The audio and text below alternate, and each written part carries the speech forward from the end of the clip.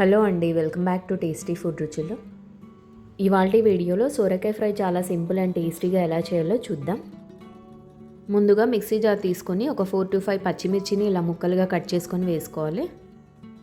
తర్వాత ఒక 5 to 6 పొట్టు తీసిన ఎల్లిపాయలు వేసుకోవాలి. అలాగే 1/2 టీ స్పూన్ జీలకర్ర వేసుకొని గ్రైండ్ చేసుకోవాలి. ఈ పచ్చిమిర్చి పేస్ట్ మరీ మెత్తగా కాకుండా కొద్దిగా కచ్చా పచ్చాగా గ్రైండ్ చేసుకోవాలి. సో పచ్చిమిర్చి పేస్ట్ ఇలా గ్రైండ్ చేసుకొని పక్కన పెట్టుకోవాలి. నెక్స్ట్ స్టవ్ పైన కడాయి పెట్టుకొని స్టవ్ ఆన్ చేసి ఇందులో 1.5 టేబుల్ స్పూన్ ఆయిల్ యాడ్ చేసుకోవాలి. ఆయిల్ హీట్ అయిన తర్వాత ఇప్పుడు ఇందులో 1 టీ స్పూన్ మినపప్పు వేసుకోవాలి. అలాగే 1 టీ స్పూన్ శనగపప్పు వేసుకోవాలి.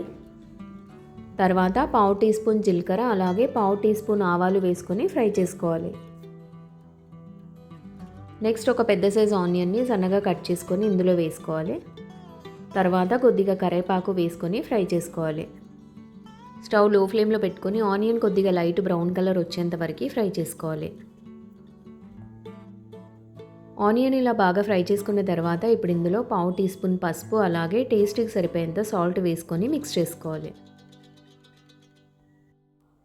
ఇలా మొత్తం బాగా మిక్స్ చేసుకున్న తర్వాత నెక్స్ట్ 1/2 kg సొరకాయ తీసుకొని ఇలా సన్నగా కట్ చేసుకొని ఇందులో యాడ్ చేసుకొని ఫ్రై చేసుకోవాలి. సొరకాయ ఇలా బాగా ఫ్రై అయిన తర్వాత మూత పెట్టి ఒక 10 to 15 మినిట్స్ లో ఫ్లేమ్లో మధ్య మధ్యలో కలుపుతూ మగ్గించుకోవాలి. 15 మినిట్స్ తర్వాత మూత తీసి ఒకసారి మొత్తం కలుపుకోవాలి. సొరకాయ ఇలా మెత్తగా ఉడికిపోయిన తర్వాత ఇప్పుడు ఇందులో మనం ముందుగా గ్రైండ్ చేసి పెట్టిన పచ్చిమిర్చి పేస్ట్ని ఇందులో వేసుకోవాలి.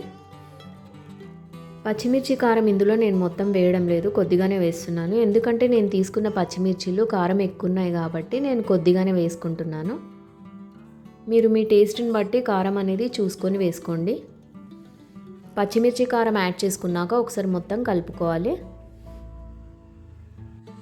ఇలా ఒకసారి మొత్తం మిక్స్ చేసుకున్న తర్వాత మూత పెట్టి ఒక 2 మినిట్స్ లో ఫ్లేమ్లో మగ్గించుకోవాలి. 2 మినిట్స్ తర్వాత మూత తీసి ఒకసారి మొత్తం మిక్స్ చేసుకోవాలి.